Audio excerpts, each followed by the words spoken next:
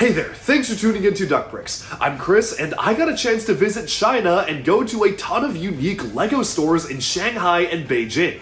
China has been on my travel bucket list for years, and I am so glad I finally got to experience it with a ton of LEGO friends of mine.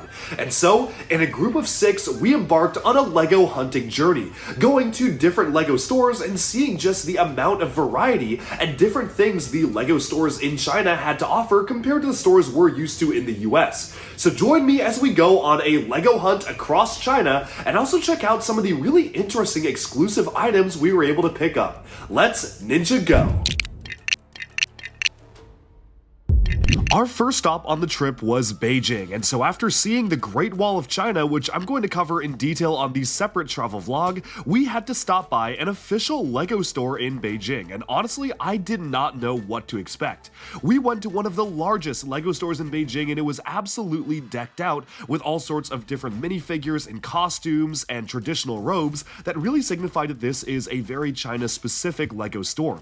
One of my favorite things while going in was seeing this massive multicolored dragon sculpture greeting you as you entered the store itself, and of course, the entire store was filled with Chinese-specific displays, with a couple of items that were pertaining to the current LEGO brand marketing, such as a giant Formula 1 car, and even a little Z-blob which could be seen greeting you at the very front of the store. Now, of course, we had to use the minifigure factory while we were here. If you don't know what the minifigure factory is, it's basically a way to print custom designs on LEGO minifigures, which technically, since they are made at official LEGO stores, do count as official. Now, for the Beijing store, they had a few exclusive torsos, and I managed to get a copy of pretty much all of the exclusive torsos they had available, which was super cool to be able to add to my collection because I really don't know when the next time will be that I'll actually get a chance to visit here. Of course, the store was stocked full of exclusive merchandise as well, much more than I would see at a standard LEGO store in the US or even Europe, and as a nice touch, every single piece in the store, such as this shopping cart, all did have wheels decorated with the actual LEGO wheel print on them, which is very, very cool. They kept the theming consistent for that. I had to pick up a few LEGO Ninjago pencil cases. I just didn't really know if those are going to be offered anywhere outside of here, and while I'm sure you could probably find those at some Legoland here or there, I just wanted to make sure that I was able to pick up anything that seemed exclusive. But speaking of exclusives, they actually had a few interesting exclusive GWPs present in the store itself, and some of them were actually exclusive to the stores that we went to. One of the things that really stood out to me was this section of LEGO magazines. They were Chinese, but they're very similar to the Blue Ocean magazines that we get in Europe, but the polybags included inside were much larger than your standard polybag, so I had to pick some of those up. There were a few other GWPs that we were able to grab as well, like a LEGO miniature board game, but I'll be sharing a lot more in-depth looks at those in my main haul. The next day we got a chance to actually explore Shanghai, so after leaving Beijing, we took the train all the way up to Shanghai and first of all started our day by going alongside some traditional marketplaces that we could find in the city. It was there that we found a toy store simply titled Superman Toy, and this actually did have a few LEGO items that were of interest to us. Superhero today needs to Superman toy, Superman. Superman toy, Superman toy. Dude, this place is crazy. While this obviously wasn't an official LEGO store, it was really cool to see an official LEGO section, and the artwork they had on the top was very funny. It was like regular LEGO superhero artwork, and then just an image of LEGO Breaking Bad, obviously custom made, which we found really funny actually decorating the halls of the LEGO section of the store. Most of the sets they did have available were just regular release sets, but they did have some older items like the 2018 Age of Ultron edition Hulkbuster, which was super cool to see, and all the glass display cases were decorated with some of the older LEGO superhero and Star Wars sets, like the original UCS Slave 1, the LEGO Ideas Dinosaur Fossils set, and even some older LEGO Harry Potter sets or some of the very first LEGO Lunar New Year sets. I think some of the most interesting items we found here were actually some merchandise pieces. There was a Cole and Lloyd watch for Ninjago Season 11, Secrets of the Forbidden Spinjitzu, which the Stud City was able to beat me to, so he grabbed those for his collection, but it was super cool seeing them. Going on from there, we went to another LEGO store, but this time it was in Shanghai, and this was almost completely different. It featured all sorts of different exclusives, sculptures, and lots of interesting things to see, so let's jump in. I'm at the LEGO store in Shanghai right now. This is one of their flagship stores, and there are so many crazy things to see. From exclusive items to Monkey Kid sets on shelves, this is one of the coolest LEGO stores ever. Let's go on an adventure right now. Now, going around the Shanghai LEGO store, this was one of the flagship stores that we got a chance to go to, and as such, they had a couple of pretty interesting exclusive GWP items, which I'm going to try to cover at the end of the video. Of course, one of the things that really stood out to me was this very perplexing LEGO Stories, I think it was the Travel Stories set. It was basically in packaging that was meant to mimic some of the older packaging we used to get for retro LEGO boxes, and as far as I could tell, it was exclusive to only this store, because we went to a few other stores in Shanghai and we certainly didn't see it, so that was a really cool item to pick up. It was also really cool seeing the LEGO Monkey Kid boxes actually have China-specific variations in their packaging, where you can see on the boxes themselves they all had Chinese text, which is pretty rare, and the only other example I can think of a LEGO theme doing that was with Animal Crossing getting Japanese exclusive boxes during the initial launch of the sets. Going alongside this massive staircase, one of my favorite details was seeing the Shanghai skyline or buildings being fully lit up. It seems that a lot of the LEGO flagship stores do this, like for instance, my local New York LEGO store also has the New York City skyline wrapping around you as you go up the staircase there, but it was very cool to see it being displayed out here as well. Of course, there was a gigantic Shanghai tower, which was so cool to see, just fully brick built up alongside the store itself, and I just loved getting a chance to take in every single little bit of detail in this absolutely beautiful and amazing store. Just look at the amount of detail on the tower here, and it was very interesting seeing the way it was built. Look at all of those Q parts, aka pieces that have never come in any other sets. Super interesting items to see there, and of course, this is pretty much the only place where you can see something as big as this dedicated to specifically the Shanghai Tower, which we could see from our hotel room, so it was pretty perfect. Now, the store itself also had a mosaic maker, and this is something that a lot of the flagship LEGO stores do, but this one actually had an option for you to download building instructions to literally take Shanghai home. And I was very tempted to get the one of the dumpling because I feel like that would be right up my alley. I do love Xiaolongbao after all. Going on to the ground floor here, you can see the dragon wrapping around the central tower, which continues up to the top floor. Very cool to see that. And because this was right around when the Jack Sparrow's pirate ship set was releasing, they had a whole treasure hunt around its release themed to different things you could do at the store, and of course little cardboard pirate hats you could take home as a result, which as far as I could tell was all exclusive to Shanghai.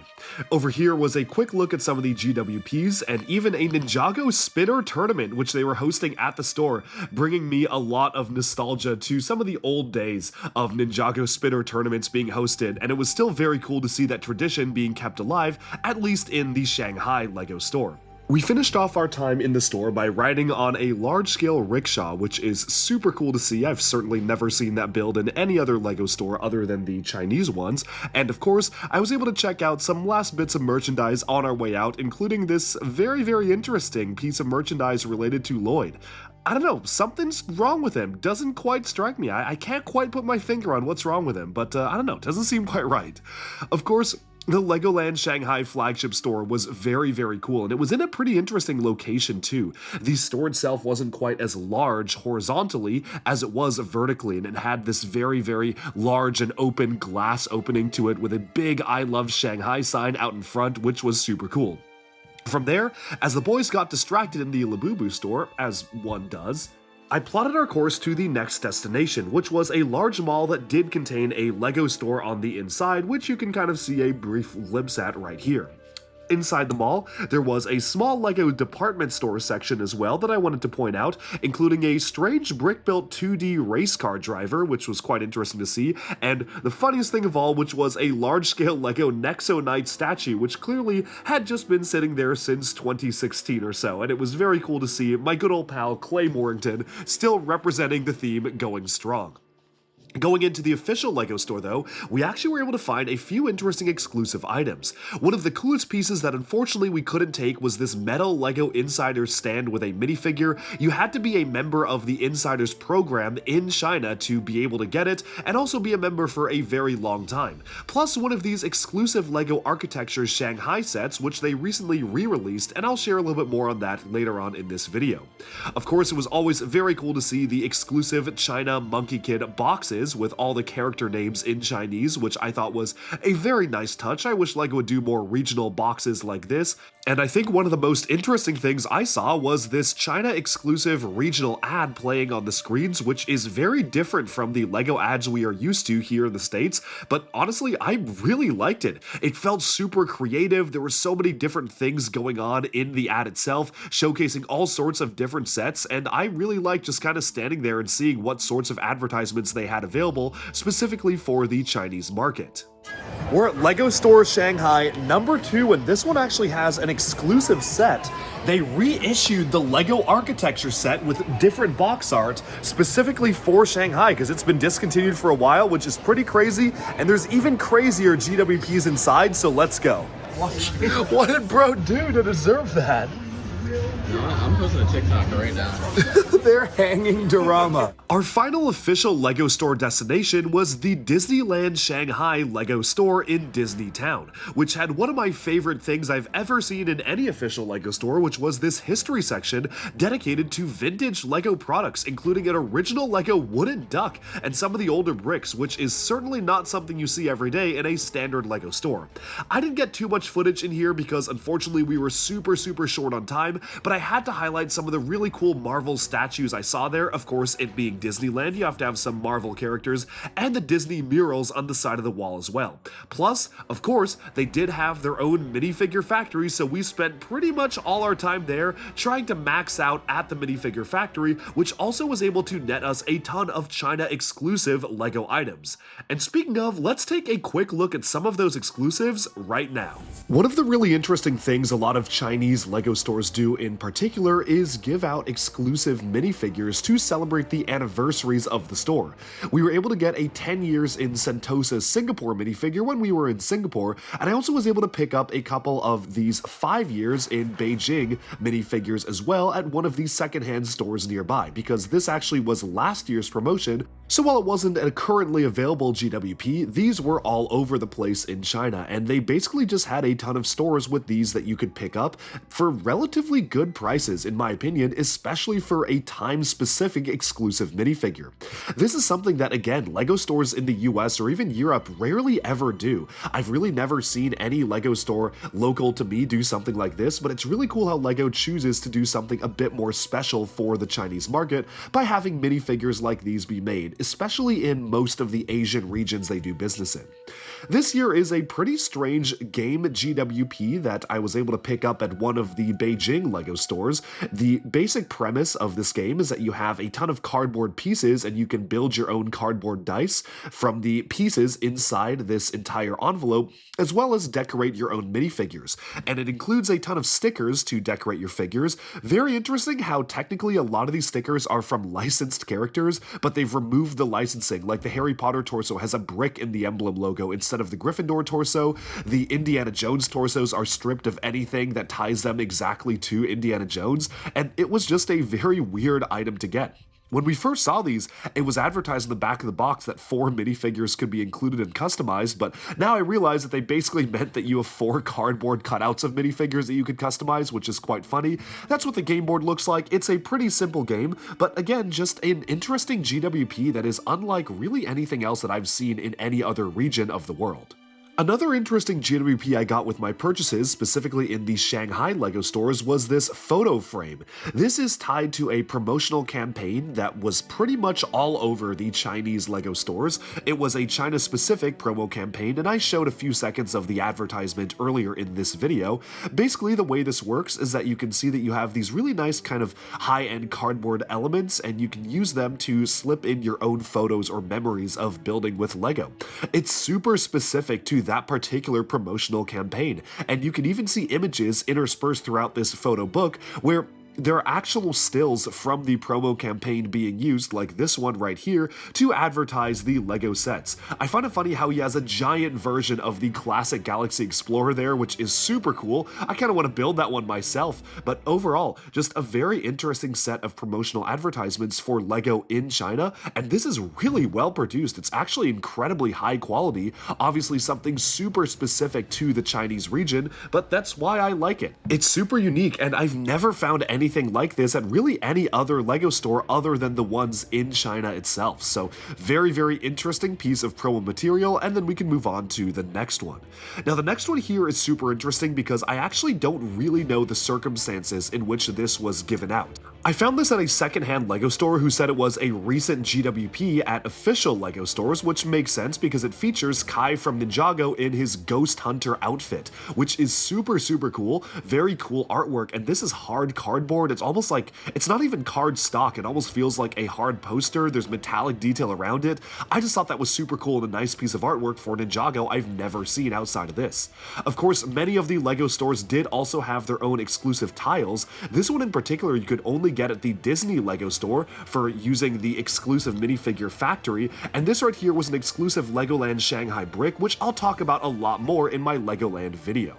Going on from that, there were all sorts of random promotional materials scattered around the store. One of the stores had these Lego Duplo Peppa Pig kind of trading card or flashcard type things, presumably to teach kids what certain items are. I just thought this was super cute, and again, it is just very unique to the region that we're in.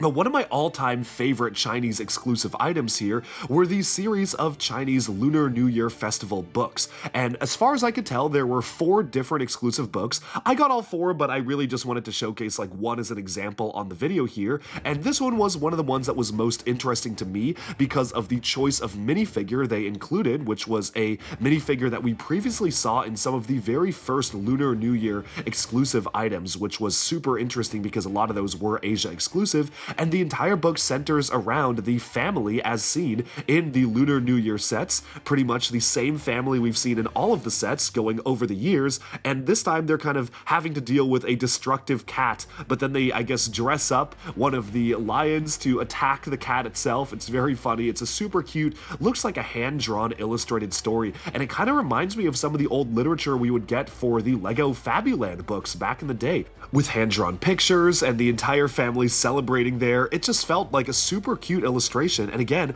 very unique compared to even the types of LEGO books that we get in the US. Of course, this came with a pretty substantial build as well. I was really surprised to see it include both a minifigure and a larger build for a book. This is certainly one of the larger book builds that I've personally seen out of any LEGO book, and all of them are like this. There were 4 books in the series, and every single one had a minifigure and a pretty substantial build. So it was a ton of fun to put together. You can see the building process right here, and of course the final product was super cute as well. And this is a really cool promotional item that I'm really happy to have been able to add to my collection. Unfortunately, I believe I only got 3 out of the 4 books. I think I accidentally missed out on getting the 4th, which just means I'm gonna have to go back to China and pick it up.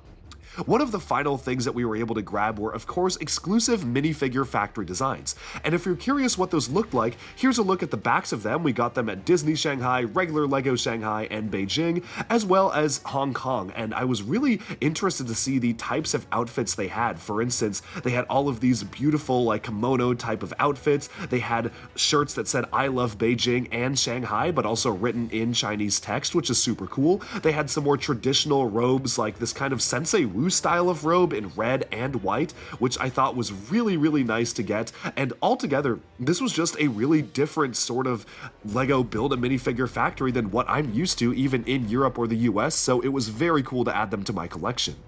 And lastly, we received a gift from Bruce Swift, one of the biggest LEGO collectors in Asia, of these employee-exclusive LEGO red envelopes. It was super interesting and very cute because the entire idea behind this is that if you pull up on the yellow tab there, you actually can cause the eyes of the tiger to move up and down, which is just a really nice and cute touch. And overall, that about sums up just some of the many experiences we had going around China. These were not everything. I mean, this barely scratches the surface of Chinese exclusives I was able to find, and it really just goes to show that compared to the stores in the US, there are just so many more exclusive items, different things you can pick up, just different things to see in general at official LEGO stores, and we had a total blast just exploring around and seeing what we could find. That about sums up this adventure, but stay tuned for a massive vlog coming your way very, very soon about this entire trip. Thank you so much for watching, and be sure to like and subscribe for even more LEGO news, reviews, discussion, and analyses coming your way very soon. Thanks, and bye for now.